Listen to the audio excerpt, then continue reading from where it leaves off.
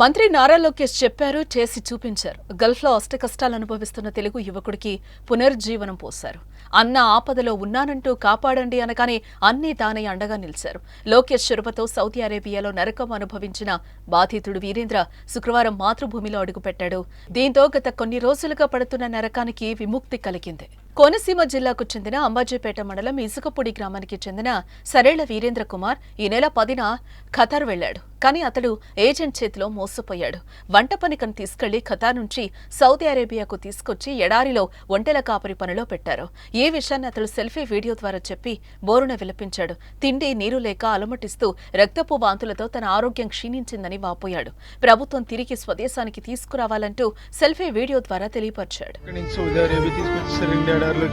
నేను ఈ నెల 10వ తారీఖున వచ్చానండి ఖత్తరు. అక్కడి నుంచి 11వ తారీఖున సాయంకాలం నన్ను సౌదీ అరేబియా అడవులకు తీసుకొచ్చారండి.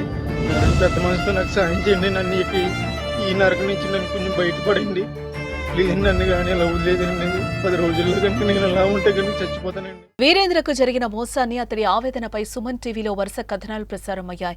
నేరుగా వీరేంద్రతో సుమన్ టీవీ ప్రతినిధి వీడియో కాల్ మాట్లాడారు. ఆ సమయంలో సుమన్ టీవీకి వీరేంద్ర తన బాధను, అక్కడి పరిస్థితులను వివరించడం జరిగింది. తన కష్టాలను కళ్లకు చూపించాడు. వీరేంద్ర కుటుంబ సభ్యులు సైతం సుమన్ టీవీ స్టూడియోకి వచ్చి తమ ఆవేదనను వ్యక్తపరిచారు. ఈ కథనాలు సోషల్ మీడియాలో వైరల్ అయ్యాయి. వీరేంద్ర సెల్ఫీ వీడియోతో పాటు సుమన్ టీవీలో వచ్చిన ప్రసారాలు వైరల్ గా మారడంతో మంత్రి నారా లోకేష్ వెంటనే స్పందించారు. వీరేంద్రను క్షేమంగా ఇంటికి తీసుకొస్తామని మాటిచ్చారు. చెప్పినట్టుగానే స్వదేశానికి రప్పించారు. క్షేమంగా స్వదేశానికి రావడంతో వీరేంద్ర ఆనందం వ్యక్తం చేశాడు. నారా లోకేష్ కు ధన్యవాదాలు తెలిపాడు. అలాగే లోకేష్ ఆదేశాలతో తనను కాపాడిన సౌదీ అరేబియా టీడీపీ ఎన్ఆర్ఐ సభ్యులకు కృతజ్ఞతలు తెలిపి భావోద్వేగానికి గురయ్యాడు. మంత్రి నారా లోకేష్ తో పాటు తన ఆవేదనపై వరుస కథనాలను ప్రసారం చేసిన సుమన్ టీవీకి స్పెషల్ గా థ్యాంక్స్ చెప్పారు ఆయన. మొన్న అన్నమయ్య జిల్లాకు చెందిన శివ, నేడు వీరేంద్ర ప్రాణాల మీద ఆశలేని స్థితి, నేడు సంతోషంగా ఇంటికొచ్చారంటే దానికి కారణం లోకేష్ బాబు. ఒక్క ట్వీట్ తో వారి రాతను మార్చారు.